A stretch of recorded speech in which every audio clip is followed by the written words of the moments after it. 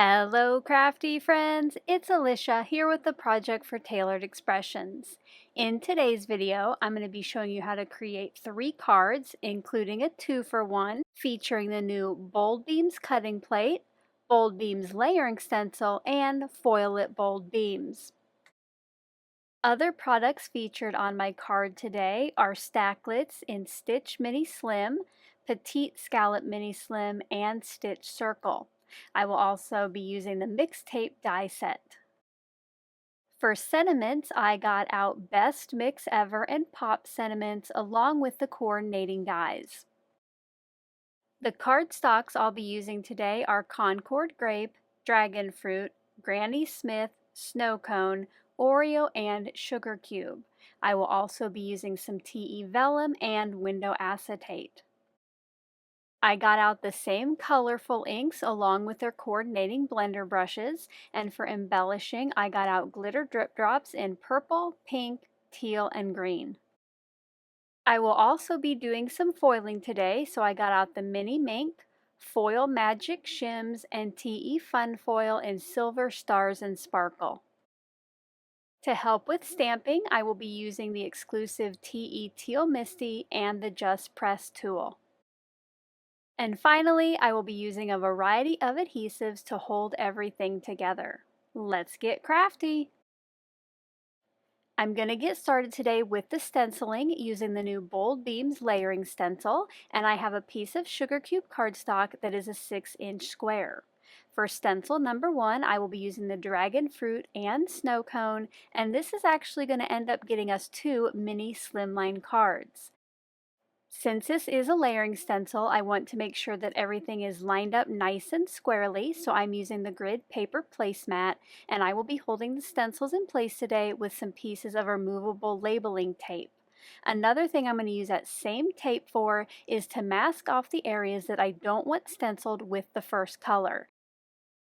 Using the blender brush with clockwise and counterclockwise motions, I filled in those first openings with dragon fruit ink, and I did want to make sure that where those rays start at the bottom it was a little darker. So after I gave each of the openings a light-handed covering with the pink, I went back in with the same circular motions and focused on where each of those begin.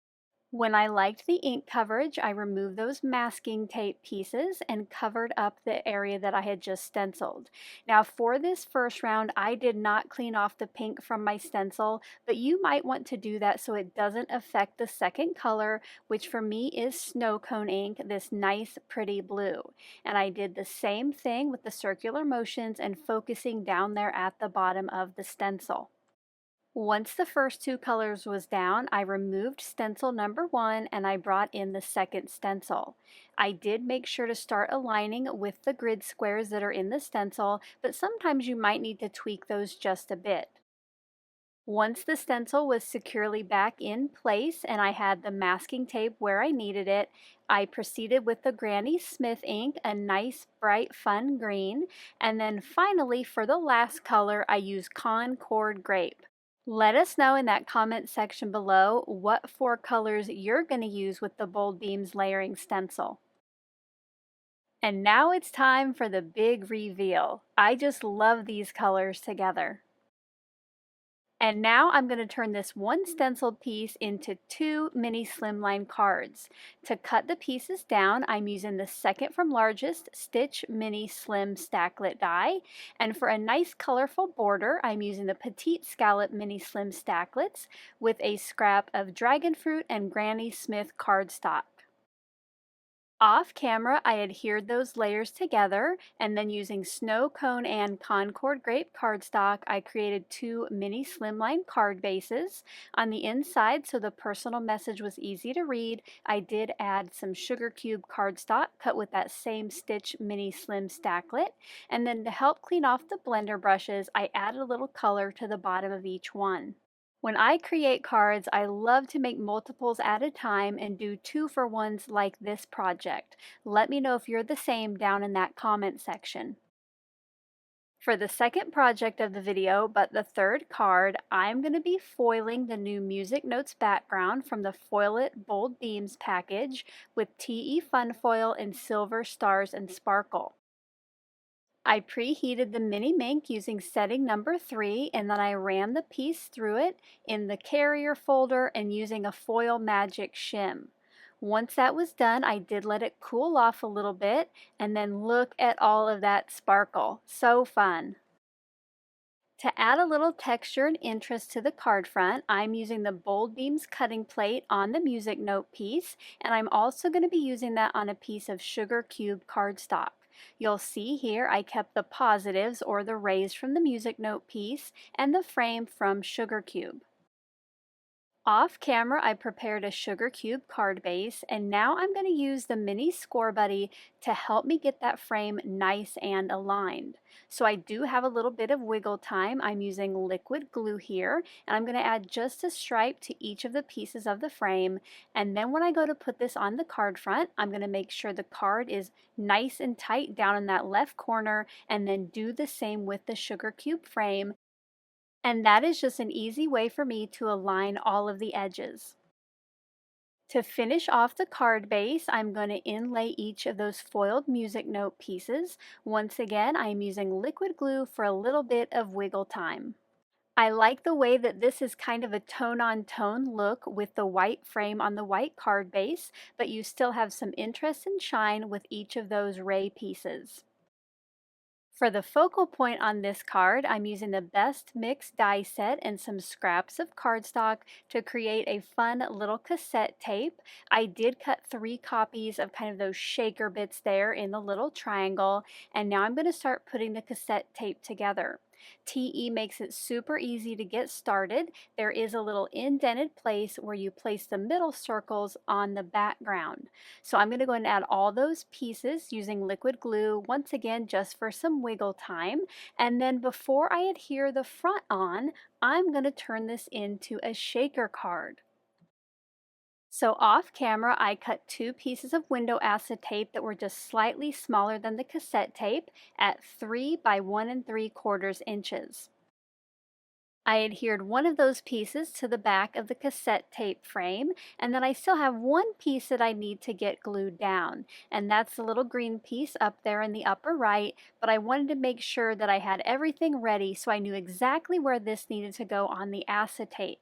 So I temporarily tacked those 2 layers together, added liquid glue to the back of the reel, I guess I'll call it, and then got that placed. Now you'll want to be really careful, don't get too much glue on this piece so when you press it down, it doesn't squish out too much onto the acetate. I let that dry for just a little bit. And now I'm going to bring in foam sticky strips and make a frame around that opening. Now with these shaker bits, you can have some openings between your foam tape, but you do want to fill it up just as much as possible so nothing sneaks out. Once I had that foam barrier wall in place, I added my shaker bits and I took some time to arrange them in a single layer, and then I pulled that release paper and added my second piece of acetate. Now sometimes when you pull release paper, your shaker bits might pop out like a couple of mine have, so make sure to get those all back in there and off the foam tape before you add your second piece of acetate. And here you just have a cassette by itself and nothing is going to fall out. So you can just add some liquid glue to the back of the front piece and get that added to that white cardstock background. Let me know your favorite way to make shaker cards down in that comment section below. My card still needs some sentiments, so I brought in the Pop Sentiment set, and I'll be using the You're Awesome and High in Concord Grape and Snow Cone. And then from the second set, Best Mix Ever, I'm going to use You Rock in Dragon Fruit. I have a scrap of sugar cube cardstock here that I'm going to set up the 3 stamps, and so I don't ink up anything in the wrong color, I am going to remove the middle one for now and ink up You're Awesome in Concord Grape and You Rock in the Dragon Fruit. To help get a nice crisp impression, I brought in the Just Press tool, and I did feel like the You Rock could use a second inking, so since I'm using the Misty, I could easily do that. Once those first 2 sentiments were done, I brought in the third one, the High, and I inked it up and stamped it in Snow Cone. Now I'm going to take these off camera with the coordinating dies to cut those out. While I was doing that, I also cut 4 of each die from scraps of sugar cube cardstock, and that's just because I want these to have some dimension, but because some of the letters are so teeny tiny and I don't want to fiddle with the foam sticky strips, I can now layer these up to have a dimensional sentiment. You'll see here that I just add that liquid glue to the front of each die cut and I add the next layer. I do go ahead and try to line those up before adding the additional ones. You'll see here with the finished high sentiment how that is going to add some nice height. I finished layering the rest of these together off camera, and I also took a piece of TE vellum and the fourth from largest stitch circle stacklet to cut out 2 circles. This is going to be for the high and you're awesome for the mini slim cards. I adhered each of those sentiments to their vellum circle. I used liquid glue so I had some time to get them nice and centered, and when those were dried, I added more liquid adhesive to the back of the vellum. The reason I put the sentiment on first is I know exactly where that liquid glue can go so it doesn't show through the front of the vellum. You can play around with where you want your sentiments to sit on the card fronts. I did kind of go in that upper center, and then once those were dry, to finish the cards off, I brought in glitter drip drops in coordinating colors, and I added a trio to the front of each card. Once those 2 were complete, I brought back in the pieces for my foiled card, and I got the You Rock sentiment and shaker cassette added to the front, each at a fun angle.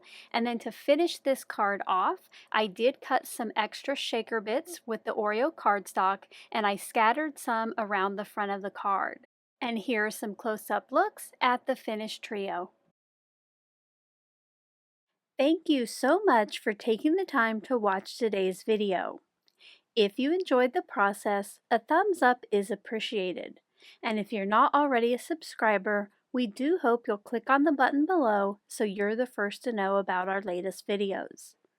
To find out more about the products I used today, you can check out the links in the description box below or visit the Tailored Expressions online store at tailoredexpressions.com.